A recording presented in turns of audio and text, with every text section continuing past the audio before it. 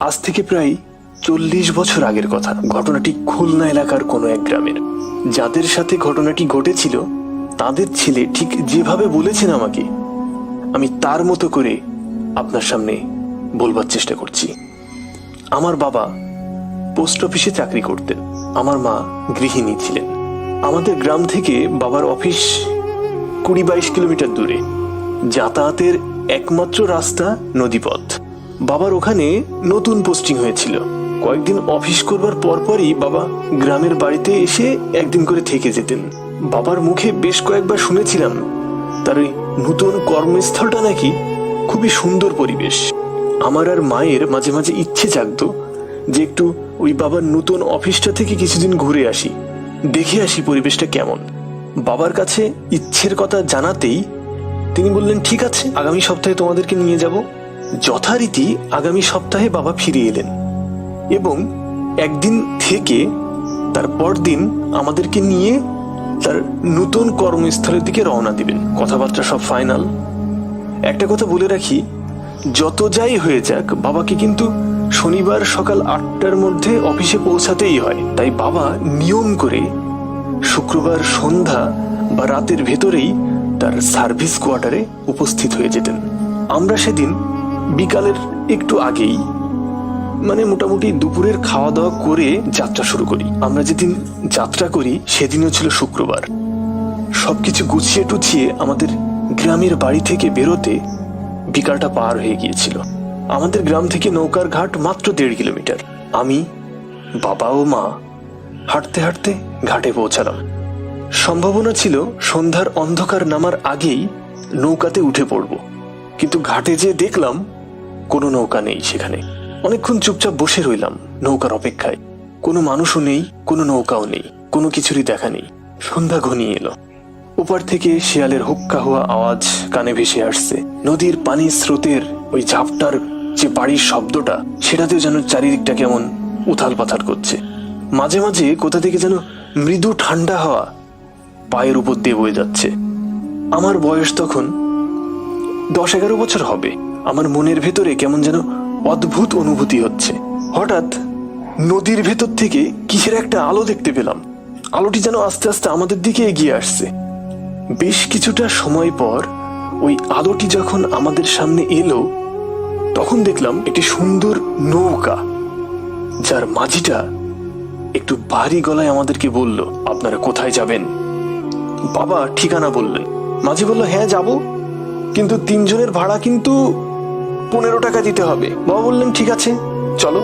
নৌকার উপরে উঠতেই আমার বেশ আনন্দ শুরু হয়ে গেল, কারণ এর আগে আমি নৌকাতে এত দূরের উদ্দেশ্যে কখনো চড়িনি, আর রাতে তো ভাবতেই পারিনি। বাবা আর মা ছাউনির নিচে গিয়ে বসলেন, আর আমি মাঝির কাছে যেয়ে বসলাম। মাঝির দিকে তাকাতেই দেখলাম মাঝিটির চেহারাটা কেমন যেন খটখটে মার্কা, মনে কেমন যেন চাপা রাগ। আমি কিছু না বলে চুপচাপ নদীর দৃশ্য উপভোগ করছি। কিছুক্ষণ পর বাবা মাও ছাউনির নিচ থেকে বেরিয়ে এলেন। আমরা 3 জন বিভিন্ন বিষয় নিয়ে খোশ গল্প করছি। 9-10 কিলোমিটার পথ যাবার পর আমার বেশ ঘুম আসছে, ঘুম পাচ্ছে। মা বলল, ঠিক আছে তুই ওই ছাউনির নিচে গিয়ে ঘুমা। হঠাৎ আমরা সবাই লক্ষ্য করলাম বড় আর একটি নৌকা আমাদের দিকে ভীষণ গতিতে এগিয়ে আসছে। নৌকার ভেতর থেকে কেমন যেন একটা চিৎকার বা কান্নাকাটির আওয়াজও ভেসে আসা শুরু করেছে। বাবা প্রথমে একটু কৌতূহলের দৃষ্টিতে দেখলেন, কিন্তু কি একটা সন্দেহ হয় মাঝিকে ডাক দিয়ে বাবা বললেন, তুমি নৌকাটাকে একটু সাইড করে চালাও তো, আর ওই আলোটাও কমিয়ে দাও। এর কারণ অনেক সময় নদীতে জলদস্যুদের আক্রমণ হতে শোনা যেত। বাবা হয়তো ওইটা ভেবে এটা বলেছিলেন। তৎক্ষণাৎই বাবার কথা মতো মাঝি নৌকার আলো কমিয়ে নৌকাটিকেই নদীর কুল ঘেঁষে বইতে লাগলেন। কিছুক্ষণ পর দেখলাম আমাদের পাশ কাটিয়ে ওই নৌকাটি পার হচ্ছে।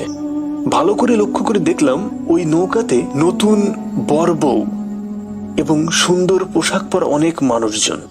বুঝতে পারলাম এটা কোনো বিয়ের অনুষ্ঠান থেকে আসা যাত্রীগণ হতে পারে। তাই আর ভয় না পেয়ে আমরাও সমান গতিতে চলতে থাকলাম।